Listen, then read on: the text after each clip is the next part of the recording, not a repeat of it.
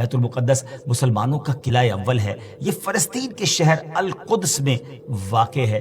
بعض نے اس شہر کو بھی بیت المقدس کہا ہے۔ اس میں کوئی شک نہیں کہ بیت المقدس یہودیوں، عیسائیوں اور مسلمانوں تینوں کے ریلیجن کے لیے مقدس مقام کی حیثیت رکھتا ہے۔ حکیم الامت مفتی احمد یار خان نعیمی رحمۃ اللہ تعالی لکھتے ہیں کہ چونکہ اس زمین میں حضرات انبیاء کے مزارات بہت ہیں، اس لیے اسے قدس کہا جاتا ہے۔ حضرت سیدنا سلیمان علیہ نبینا علیہ الصلوۃ والسلام کا مزار مبارک اور عالم اسلام کی مشہور و معروف مسجد اقصی بھی اسی شہر میں واقع ہے۔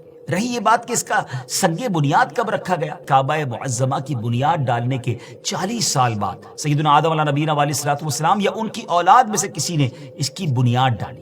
پھر اس کی تعمیر حضرت سیدنا سام بن نوح علیہ نبینا علیہ الصلوۃ والسلام نے کی۔ پھر ایک عرصے کے بعد حضرت سیدنا داؤد علیہ نبینا علیہ الصلوۃ والسلام نے بیت المقدس کی بنیاد اسی مقام پر رکھی، جہاں حضرت سیدنا موسیٰ علیہ نبینا علیہ الصلوۃ والسلام کا خیمہ نصب کیا گیا تھا۔ اس عمارت کے پورا ہونے سے قبل حضرت سیدنا داؤد علیہ نبینا علیہ الصلوۃ والسلام کی دنیا سے وفات کا وقت قریب آ گیا، تو اب آپ نے اپنے بیٹے حضرت سیدنا سلیمان علیہ نبینا علیہ الصلوۃ والسلام کو اس کو مکمل کرنے کی وصیت فرمائی۔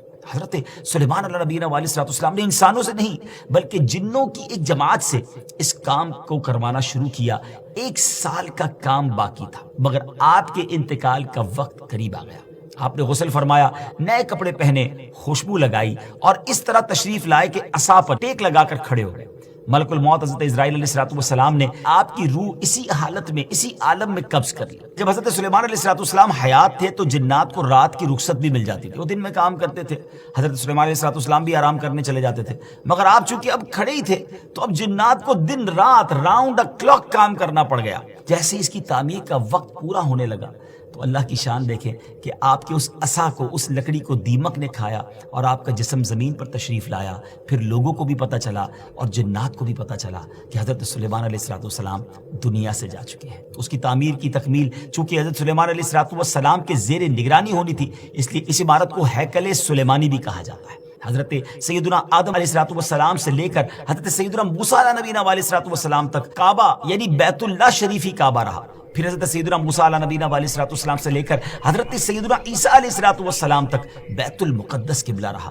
اور ہجرت کے بعد مدینہ منورہ میں بھی مسلمان 16 یا 17 مہینے تک بیت المقدس کی طرف رک کر کے نمازیں پڑھتے رہے۔